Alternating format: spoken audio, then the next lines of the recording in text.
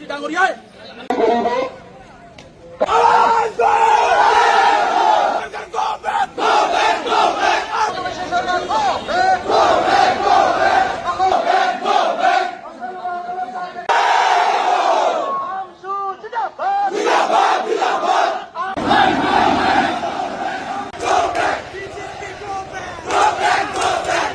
যি ধৰণে মানুহক গুলি কৰি মাৰি আছে, যি ধৰণে আত্মহত্যা কৰাবলৈ বাধ্য কৰাইছে আজি। গতিকে আমি আপোনালোকক আমি অনুৰোধ কৰিছো, আপোনালোকে প্ৰশাসনৰ মানুহ, আমি সহযোগিতা আপোনালোকক কৰিম। আপোনালোকে আমাক যাব দিয়ক, আমাৰ গণতান্ত্ৰিক আন্দোলন কৰিবলৈ দিয়ক। আমি পাৰ্টিশ্যন এছপাৰ প্ৰচিডিউৰ মেইনটেইন কৰিছোঁ, আমি চৰকাৰক জনাইছোঁ। আমি আমাৰ ওপৰত জনোৱা দায়িত্ব, আমাৰ হৈছে জনোৱা দায়িত্ব। গতিকে আপোনালোকক আমি ৰিকুৱেষ্ট কৰিছোঁ, আপোনালোকৰ মানুহ আমিও মানুহ।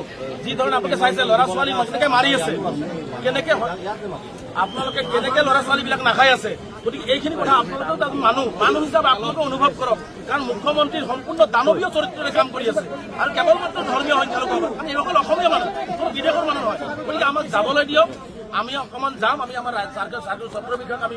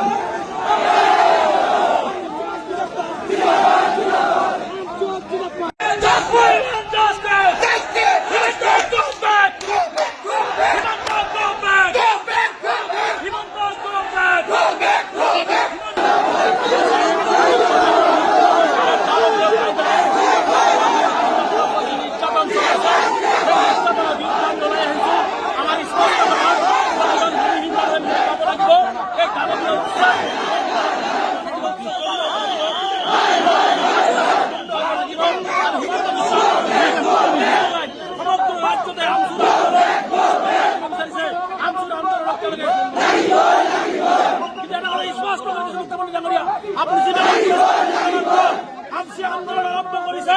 যেতিয়ালৈকে সংখ্যালঘু নহ'ব, তেতিয়া ভয়াৱহ আন্দোলন চলি থাকিব। অসম স্তব্ধ বাধা দিয়া হয় মানে আমি কৈছো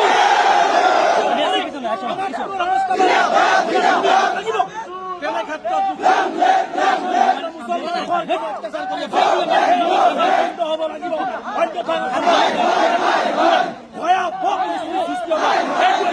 ভয় খাইছে, নোটিছ দিছে, মুখ্যমন্ত্ৰী ভয় দিছে। বুঝক আৰু এই অসহায় ভূমিহীন গৰাখহনীয়াৰ কবলত পৰা ভূমিহীন মানুহক ভূমি দিয়াৰ ব্যৱস্থা গ্ৰহণ কৰক, এই দাবী উত্থাপন কৰিছো। গুলি কৰি মাৰিব, মানুহ গুলি কৰি মুখ্যমন্ত্ৰী ডাঙৰীয়াই কিমান গুলি কৰি মাৰিব মুখ্যমন্ত্ৰী ডাঙৰীয়াই। সাজু আছো, বুকু পাতি দিছো। মুখ্যমন্ত্ৰী ডাঙৰীয়াই অন্যায় কৰা বন্ধ কৰক মানুহৰ লগত। তেওঁ মুখ্যমন্ত্ৰী হয়, ৰজা হয়, তেওঁ বেছিকে বেছি পুলিচ লগাই গুলি কৰি মাৰিব পাৰিব। কিন্তু অসমৰ ইতিহাসত সংখ্যালঘুক শেষ কৰিব নোৱাৰে মুখ্যমন্ত্ৰীয়ে। এই কথাটো মুখ্যমন্ত্ৰীয়ে জনা উচিত। গতিকে সময় থাকোঁতে মুখ্যমন্ত্ৰীয়ে মানুহৰ লগত মানুহৰ ব্যৱহাৰ কৰক। সংখ্যালঘু ৰাইজক মুকলিভাৱে গুলি কৰি দিয়ক, আমি বুকু পাতি দিব কিন্তু এনেকুৱা অত্যাচাৰ নকৰিব। মই পুনৰবাৰ ধুবুৰীৰ পৰা মুখ্যমন্ত্ৰীক স্পষ্টভাৱে সকীয়াইছো, মুখ্যমন্ত্ৰীয়ে দানৱীয় কাণ্ডাৰ অত্যাচাৰ যদি বন্ধ নকৰে পৰৱৰ্তী পৰ্যায়ত ভয়ংকৰ গণ আন্দোলনৰ সন্মুখীন হ'বৰ কাৰণে সাজু থাকিব। আৰু অসমবাসী সংখ্যালঘু ৰাইজক আহ্বান জনাইছো, আন্দোলন আৰম্ভ কৰিছো। 16 তাৰিখ 17 তাৰিখ 18 তাৰিখে দিল্লীত কৰিম। তাৰপিছত অসমত আহি এই অমানৱীয় উচ্ছেদাৰ মুখ্যমন্ত্ৰীৰ হিটলাৰী শাসনৰ বিৰুদ্ধে এক গণ আন্দোলন গঢ়ি তোলা হ'ব তাৰ বাবে যিকোনো প্ৰতিকূল পৰিস্থিতিলৈ মুখ্যমন্ত্ৰী সম্পূৰ্ণ জগৰীয়া হ'ব আৰু মুখ্যমন্ত্ৰীক মই চেলেঞ্জ কৰিছোঁ আমচুৰ আন্দোলন চলিছে আৰু ভৱিষ্যতে চলিব